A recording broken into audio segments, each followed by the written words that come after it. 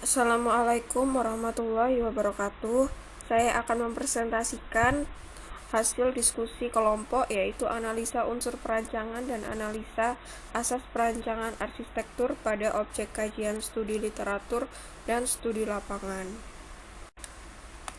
Untuk objek kajiannya, kami mengambil pada studi literatur yaitu Blossom Gates di Cina, dan studi lapangannya adalah Gerbang Wisata Ken Park di Surabaya. Pengertian gerbang: yang pertama, akses keluar masuk pada suatu kawasan. Yang kedua, dapat berbentuk sederhana maupun monumental. Yang ketiga, dapat dikatakan juga sebagai identitas suatu kawasan. Istilah lainnya yaitu pintu atau gapura. Contohnya, ada gerbang Bajang Ratu di Trawulan Majapahit, dan yang kedua ada gerbang Taman yang Kecil. Dilihat pada contoh kedua objek ini, yang satu berbentuk sederhana, yang satunya berbentuk seperti monumental. Walaupun dengan bentuk yang berbeda dan skala yang berbeda, namun kedua contoh ini bisa dikatakan sebagai gerbang. Pengertian wisata yaitu berpergian bersama-sama, tamasya atau piknik, itu menurut KBBI, Kamus Besar Bahasa Indonesia. Selain itu, pengertiannya juga sebagai bertujuan memperluas pengetahuan, bersenang-senang, dan lain sebagainya. Jadi, pintu gerbang wisata adalah yang pertama, akses keluar masuk tempat wisata tersebut. Yang kedua, sebagai identitas wisata tersebut. Yang ketiga, memiliki bentuk khusus menyesuaikan dengan tempat wisata. Bisa dilihat pada dua gambar contoh di bawah. Yang pertama ada wisata Seribu Batu, yang kedua ada wisata Bahari Lamongan.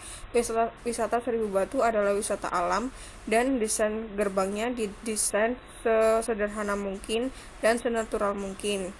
Yang kedua, wisata Bahari Lamongan, gerbangnya didesain warna biru dan ada kepiting raksasa yang menggambarkan tempat wisata tersebut, yaitu wisata bahari. Saya akan menjelaskan analisa unsur dan elemen perancangan pada studi literatur. Yang pertama adalah unsur titik.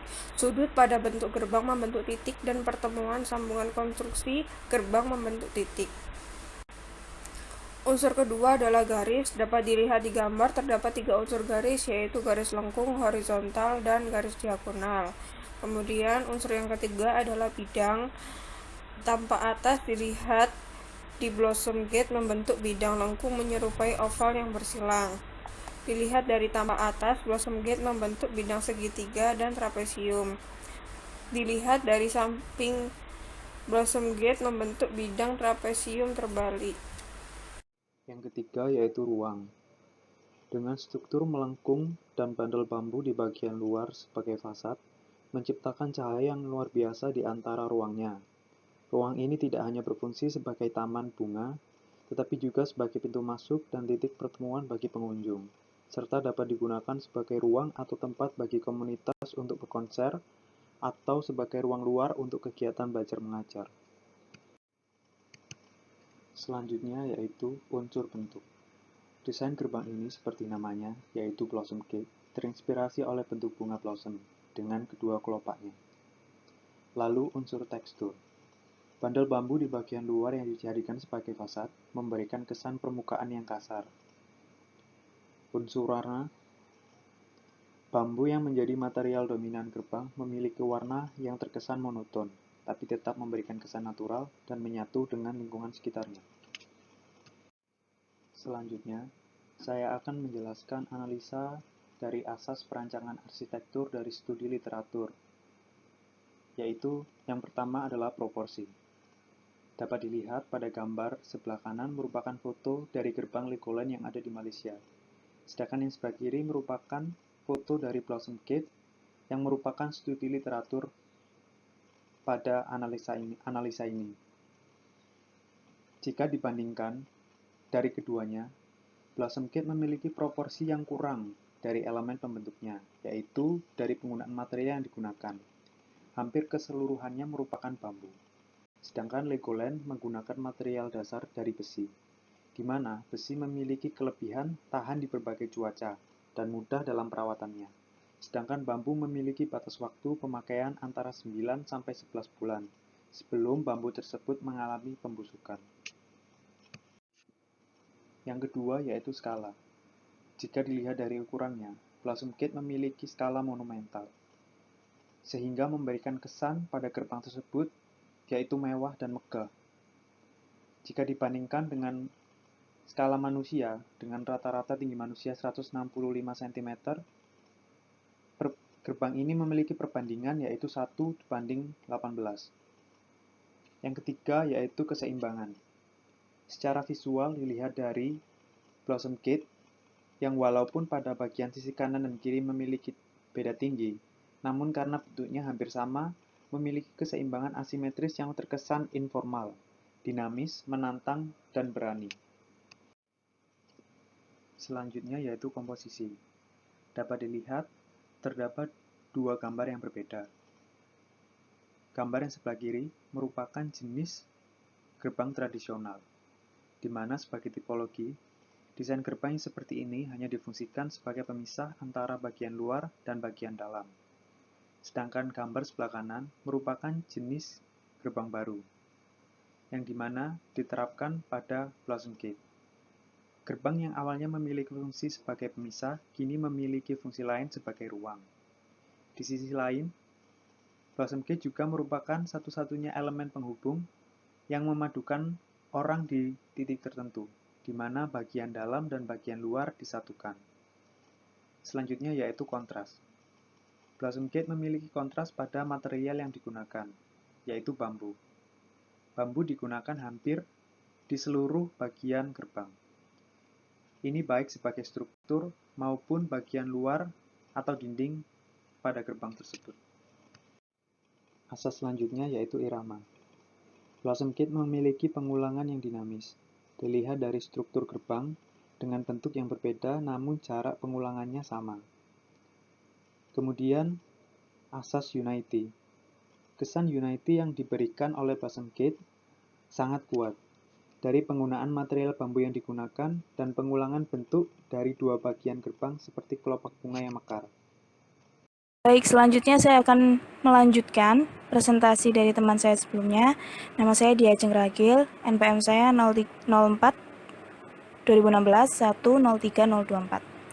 Nah, selanjutnya adalah tentang analisa unsur dan elemen perancangan. Dari objek yang kami ambil, yaitu gerbang Ken Park atau Kenjeran Park, bisa ditentukan elemen dan unsurnya adalah salah satunya titik.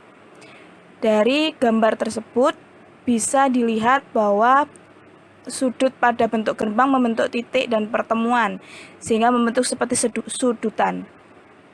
Jadi di setiap ujung bidangnya itu ada sudut-sudut yang membentuk suatu titik. Nah, itu adalah salah satu elemennya.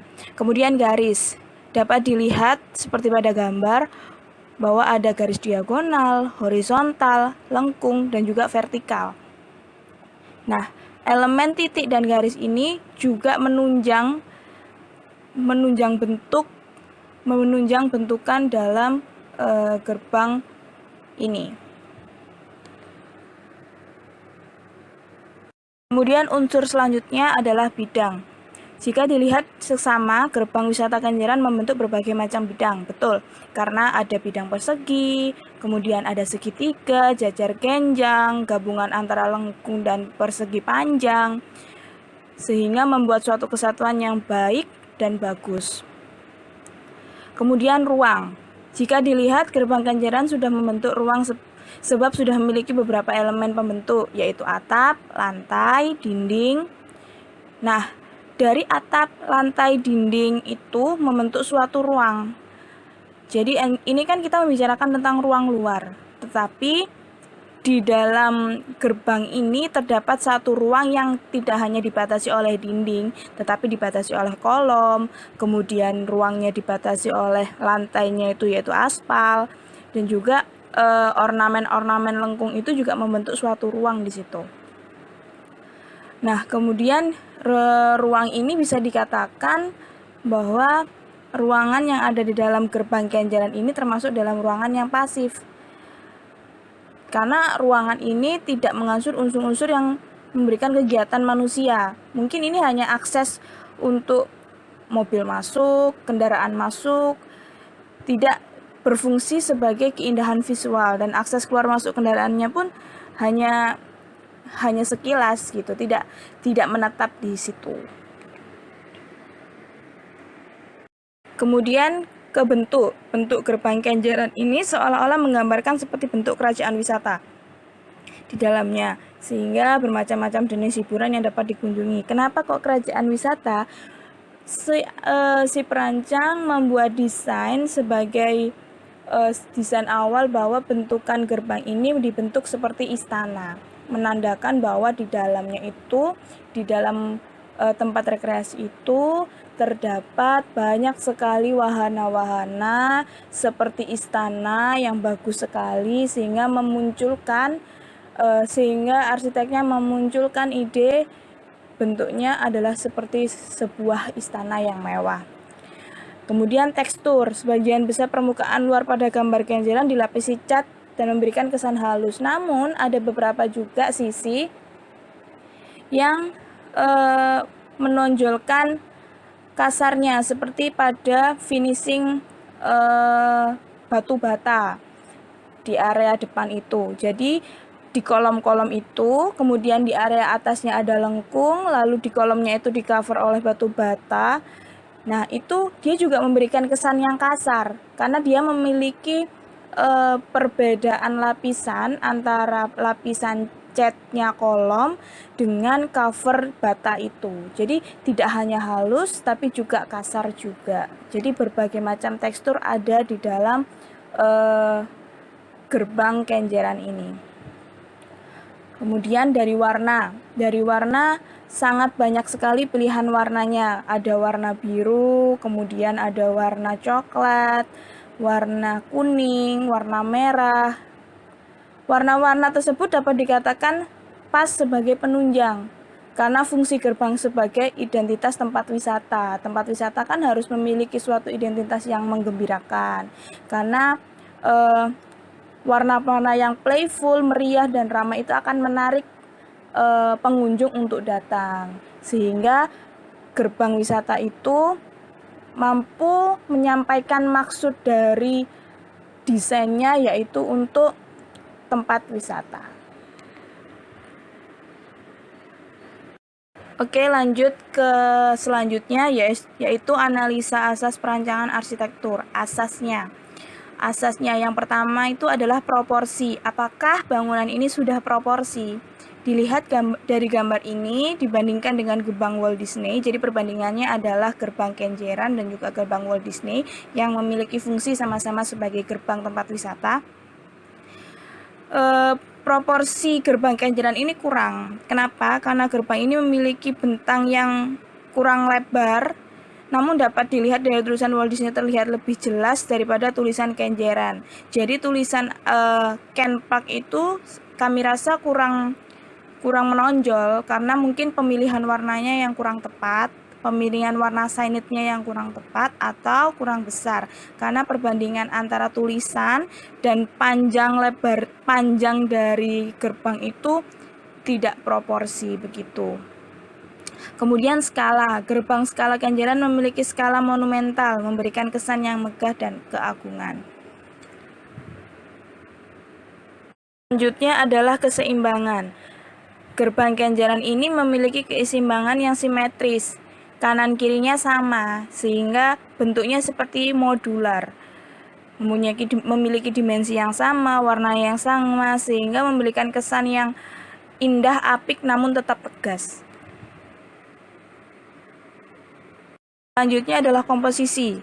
Tidak seperti Blossom Gate yang menerapkan konsep baru pada gerbang sebagai ruang aktif, gerbang Kenjeran kembali kepada tipologi gerbang yang mana fungsinya utamanya adalah sebagai fungsi pemisah, memisahkan bagian dalam dan bagian luar. Di mana bagian dalamnya? Bagian dalam adalah area di dalam tempat wisata. Bagian luarnya adalah akses untuk masuk sebelum ke tempat wisata, seperti halaman parkir dan lain-lain. Kemudian irama.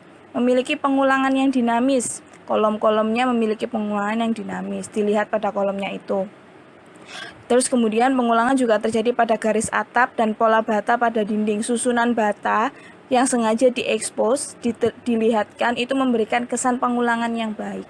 Kemudian kontras. Titik kontras pada gerbang kenjeran adalah pada bagian tengah bangunan dengan bentuk menjulang tinggi mengerucut ke atas dengan tulisan Ken Park berwarna merah. Oke, jadi kontrasnya itu adalah dari bangunan dari bentukan yang ada di bawah kemudian mengerucut ke atas seperti di istana itu membuat bangunan ini terlihat kontras karena kan semakin mengerucut ke atas, dan kemudian di atas itu ada tulisan Ken Park sebagai sanit dari gerbang wisata itu.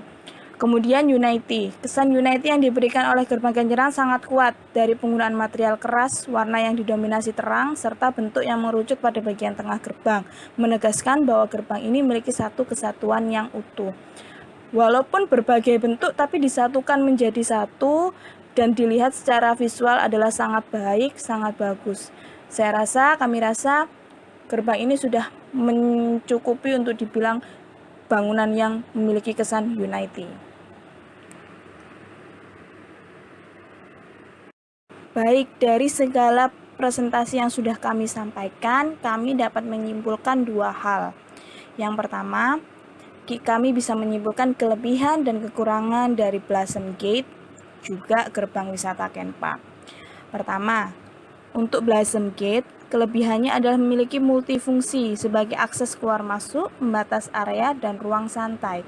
Ukuran yang besar terkesan megah. Kekurangannya, bentuk dan materialnya terlalu monoton.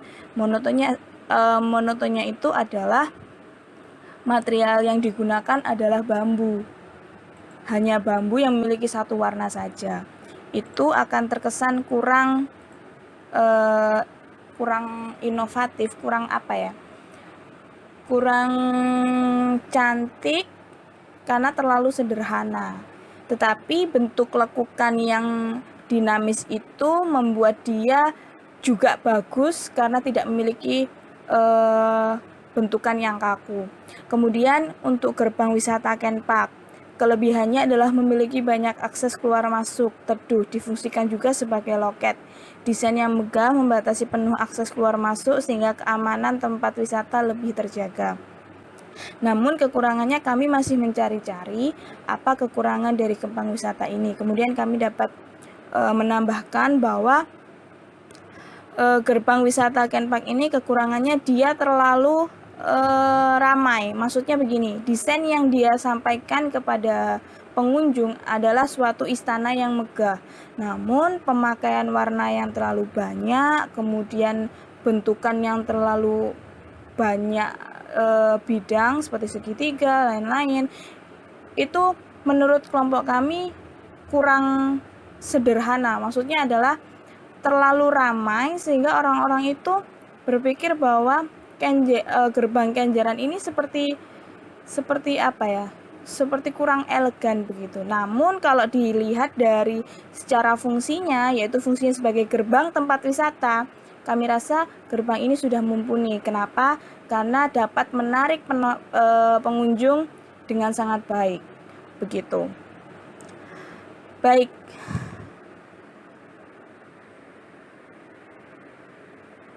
Baik, sekian presentasi dari kami. Kurang lebihnya kami mohon maaf apabila jawaban kami masih kurang baik atau ada salahnya, kami juga memohon maklum. Terima kasih. Wassalamualaikum warahmatullahi wabarakatuh.